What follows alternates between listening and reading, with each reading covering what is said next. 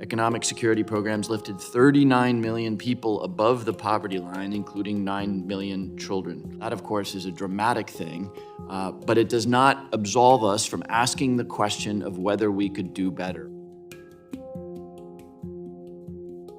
People are stuck in poverty, and it's not because we provide them with benefits, as some of our colleagues assert. It's because we have these high marginal tax rates and program requirements that don't allow people to get out of poverty. We're forcing people into jobs that are temporary jobs and really not creating a ladder to success.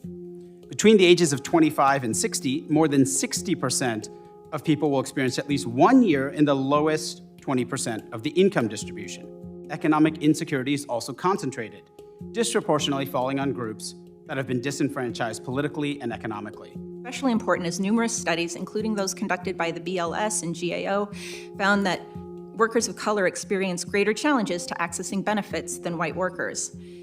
Given the macroeconomic effects of UI receipt, this lack of access holds entire communities of color back every time there's an economic downturn. If the faces of poverty all look a bit different, then maybe the solution should too. What I think most of us want across partisan aisles is Americans to have a life with a good job, good home, good schools. Solutions to get to this are often reduced to simplistic framing of give cash or get a job. They don't cut it. Solutions must meet people where they are and help them on a path, often that takes several years and multiple supports. In a period of time when the United States has entered recessions, social safety net programs rise in their importance. We often see calls for additional spending. I think this is really pertinent that we dig in and explore what programs are working well so we can make sure that people that find themselves on tough times are able to trampoline into self-sufficiency, into the middle class in a sustainable way. We explore what programs are not working well, which are trapping individuals. The COVID-19 pandemic increased the need for support services across the country. This Congress and the President met the moment.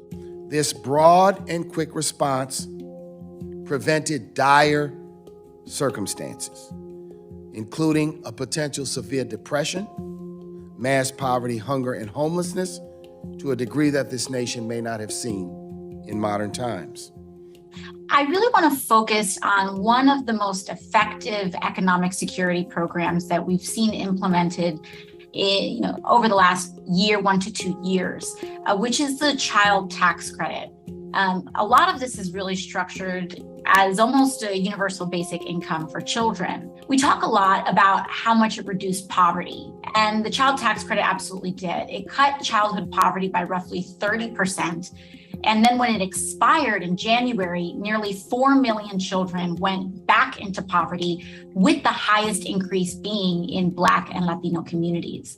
Over the last decade, there has been a tremendous amount of research done that has shown that when we invest in families, when we help families lower their poverty, improve their economic security, that is not just about lowering hardship, which is a great, important thing to do, but it has long-term positive effects on kids that make it more likely that they attain more education, that they have better health, and that they are set up to succeed in an important way going forward. These and other steps can build on our progress against poverty over the last 50 years, and importantly, help build a more equitable and prosperous future for the country. These programs help millions of Americans today living in poverty. In fact, and this is indicative of the breadth of the challenge here, over 70% of Americans report having benefited from economic security programs at some point in their lives. These programs do not just serve the poorest Americans, which they do and must do. They also serve a broader sector of Americans. One of the pillars of a great nation is a respect and care for her people. This is a great nation. To truly be considered an even greater nation, we cannot leave people behind. We must offer support and opportunity for all Americans, especially those who've been excluded and marginalized.